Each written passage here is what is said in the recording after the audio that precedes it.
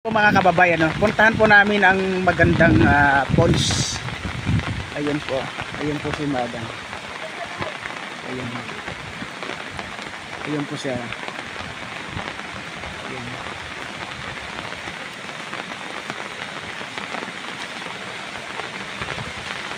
Ayun po mga kababayan.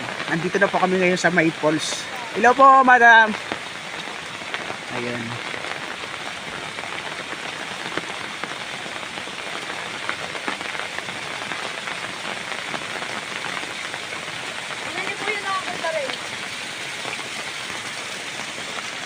Oh, madilim na po yung ano.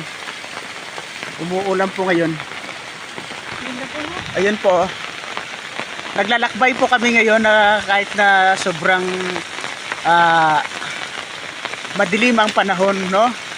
Kailangan po namin mag-adventure sa mga kabundukan upang makikita po ang mga ano. Yun po yung tunay na buhay ng Aita. Ayun din po si Pastora, kasama po namin ngayon.